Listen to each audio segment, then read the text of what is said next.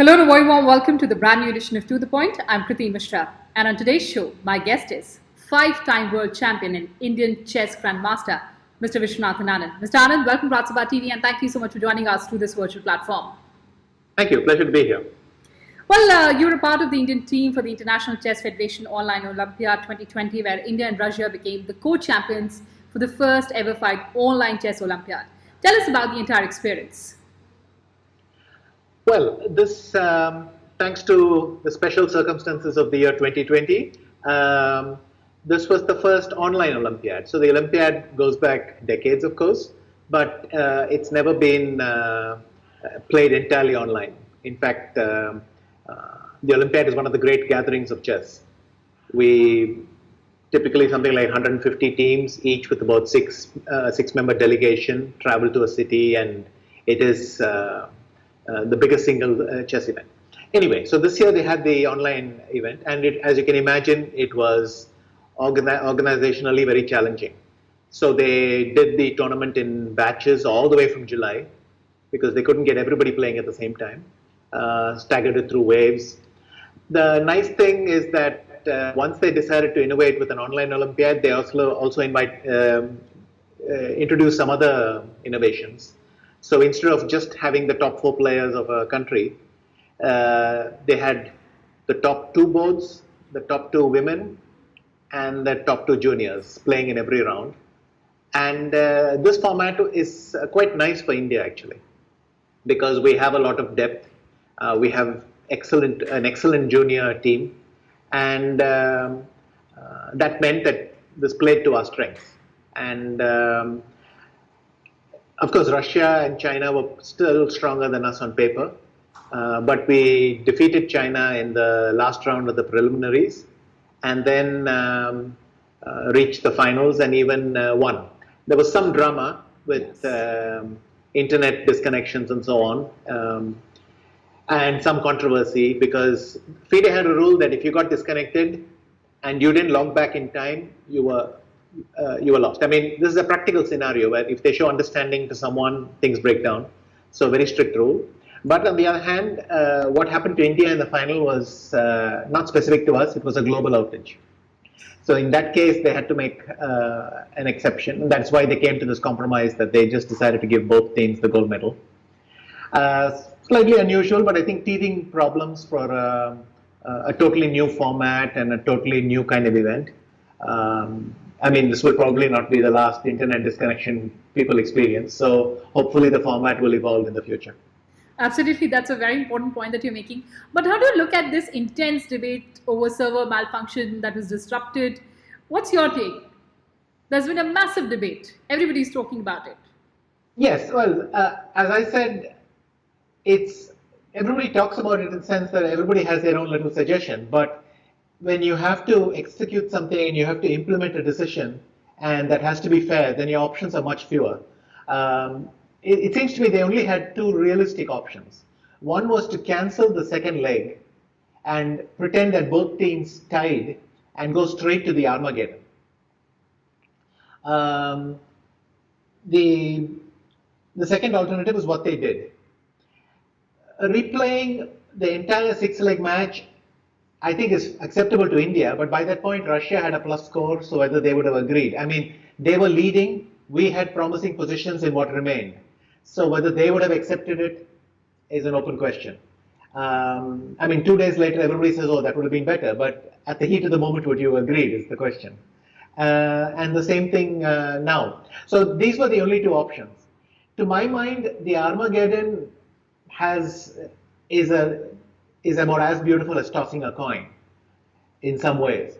But it has the virtue that it is a game of chess, played at high speed with special circumstances, but it is a game of chess. And so you can argue that the result was decided over the board. Or the second one, which is the final decision they took, which is just has the flavor of compromise. It's controversial. I mean, the Indian team was ready for any eventuality because we had submitted an appeal because the internet outage wasn't our fault, and but we were nervous. Generally, world bodies don't take kindly to appeals, and they are very reluctant to reverse a result. So we would have taken anything at that point. but this is the final compromise. I can live with it. I understand it's controversial for the fans, and that's it. Right, I understand. But moving on, you also said that the biggest takeaway from this Olympiad was the contribution of the youngsters. How do you rate their performance? I can literally point to, I mean, this being a team event, you have to log on to other boards and see how they're doing. But on many days, whenever I'd finish my game and I would log on, I would feel that some member of the team had saved us that day. They had clicked that crucial win, and then we could all breathe easy. And that was a nice feeling. This was really spread out. So we had a full team of maybe 12 people, even though we could only field 6 at a given time. And this was again an idea of FIDE to allow a bigger team to participate. And I would say at least 5 of the juniors saved us at some point or the other. And on top of that, Humpy specifically saved the whole semi-final. And the rest of us, I mean, my win came as a dead rubber. I was very happy when I won, and I thought, oh, I've saved the team, and I realized the team had already won without me. But it's still a nice feeling when it is special when you think, oh, today I saved the team. We are going to the next stage because of me. That's nice, and I'm glad the juniors could experience that especially. Okay, so tell us, what was the preparation like for this all-line Olympiad?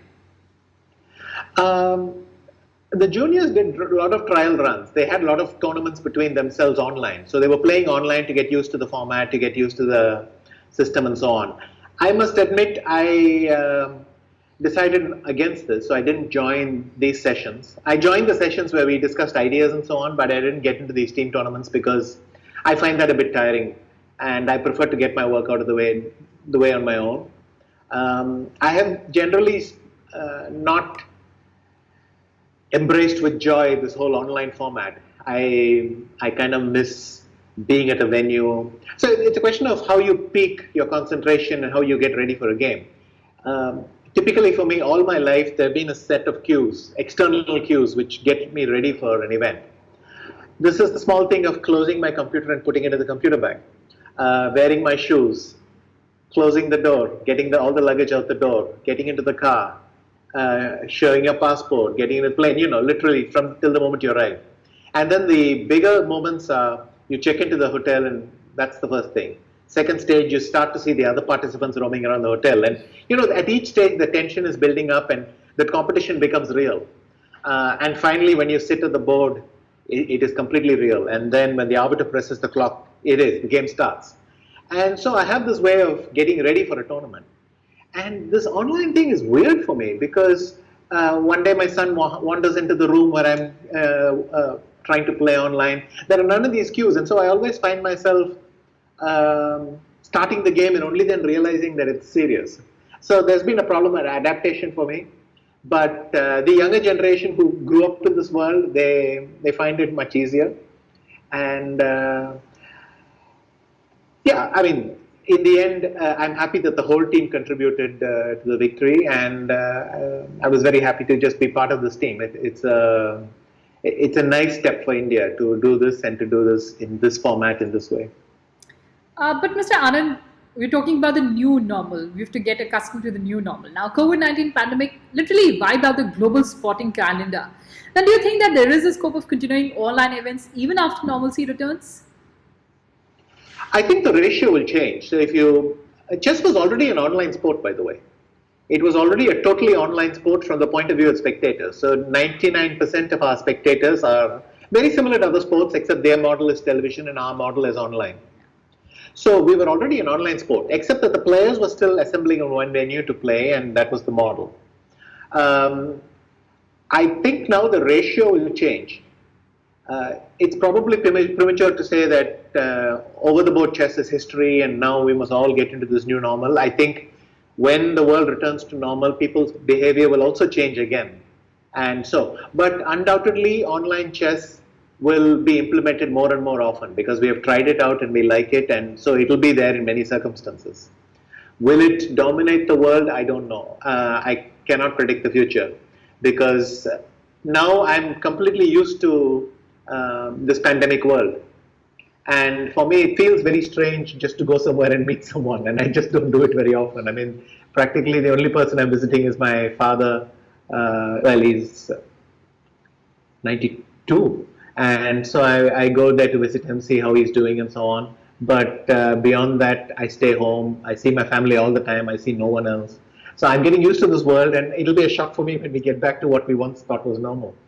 We'll see. I think online chess will definitely play a bigger role, but whether people will spend so much time online even when they have the option to go back, who knows? All right. So you also said that this would be a big moment for Indian chess going forward. Future of chess in India, according to you.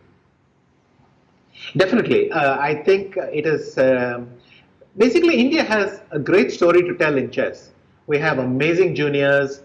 We are doing well in the women's game. We're doing well in the men's game. There's still, of course, targets to achieve, but we have phenomenal youth participation. It's, chess is in a good place in India. At the same time, you need to find a way to tell your story. And the Indian sports scenario is very competitive. There are lots of sports competing out there. So I hope this will be the result that reminds everyone, hey, something great is going on in chess. And I think for us, it is that opportunity. And it gives a lot of these youngsters a lot of confidence. They were part of that winning team. Now hopefully they will take that confidence further in the game. And I hope again the sports ministry starts giving chess Arjuna awards and Dronacharya awards again, because there's been a 10-year lag where the chess has somehow fallen out of the thing. So on the one hand, I think for all the team members, this will be great confidence. It will inspire a lot of chess players, but also remind a lot of Indians that something great is happening in Indian chess. I absolutely hope so. But talking about your journey now, having tackled some of the best players in all kinds of styles and experience, what are your biggest strengths, qualities, and techniques that set you apart? I think basically my big strength was that when I was young, I used to practice incredibly often. And in that process, I became an intuitive player. Whether I was an intuitive player before is another story. But let's just say that I became quite an intuitive player. But I've always been open to learning new things, to trying new things out. And I think that's one of the qualities that has held me in good stead.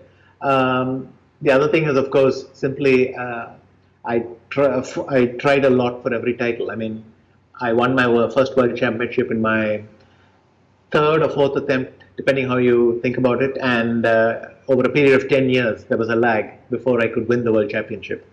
And then in the second wave, I got a chance to fight for the world title again. I won that, and then I won 3 critical matches. I have won chess world championships in every single format. And so I feel that my biggest strengths are that I'm willing to sit and learn.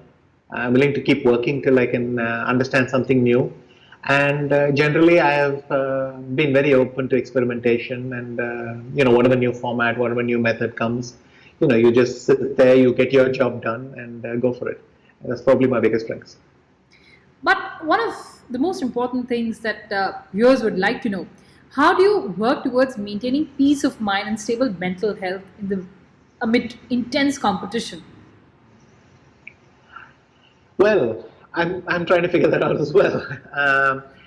It's obviously a constant struggle because you never quite master something. And I have the feeling these internal skills, you can keep on rehearsing them, but the moment you let them atrophy, it goes very fast as well, and then you have to work very hard to regain them. The one thing I have learned above all is to have the discipline to have a good night's sleep. And that automatically means you work backwards and say you need good and healthy habits. During a tournament is not the time for indulgences. Even because there is some argument for it, because when you're feeling very stressed, that's when you need to relax and let that stress out. But there are ways of doing it. You start to hang out with friends and relax too much, and then you can't come back to the concentration you need. My ideal scenario is to be so tired at the end of the day that I sleep well. And the important sleep is as much getting rest as it is putting the events of the previous day behind. And to that extent, any amount of physical fitness, anytime I can spend at the gym, anytime I can go for long walks, anytime I can take a few deep breaths, anything, to bring some calm to myself helps. And there are also practical steps. You envisage, I mean, these are general things, but you can uh, take a lot of deep, do a lot of breathing. You can be in a calm state of mind. But at the same time, if something stressful arises at the chessboard that you don't like, your levels will go up again.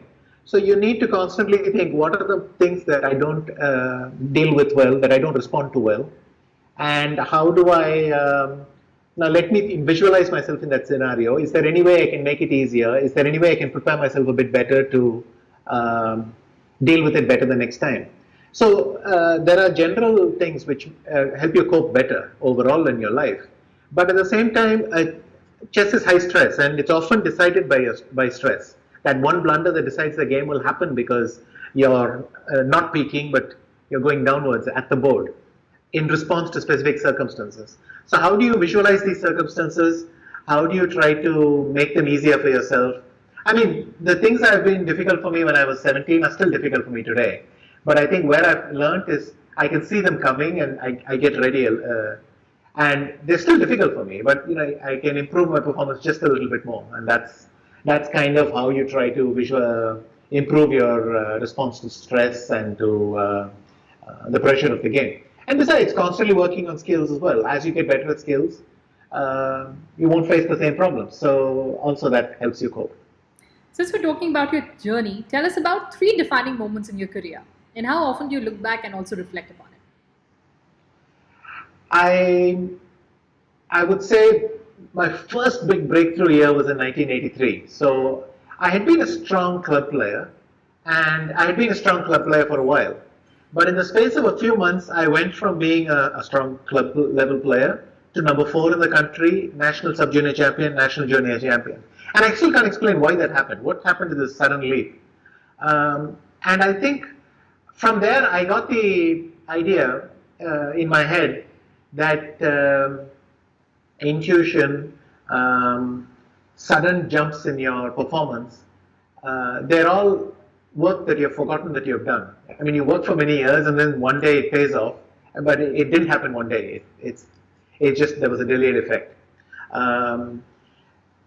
So 1983 was big year because it changed my prospects. It opened so many doors for me. The next really big step was 1987, where I became World Junior Champion and Grandmaster in the same year. I was the first ever Asian World Junior Champion and the first Indian Grandmaster, which again, I would emphasize the role in terms of how many doors it opened for me. I got invitations in Europe, I could travel everywhere, I could challenge the best players, and just a huge moment. So it's funny that you asked for 3 moments and I've given you 2 from my early career. And the third one I would say is winning the World Championship. This again meant a lot to me. But in terms of how many doors it opened, I was already a top player competing in the best tournaments. I think the World Championship for me was big in the sense that of accomplishment. I've been working for this all my life and I've done it. That is big. And in subsequent years, the biggest joy for me is sometimes when I feel really down and I bounce back. That's maybe the biggest kick you get. And what is your advice to the younger chess talent?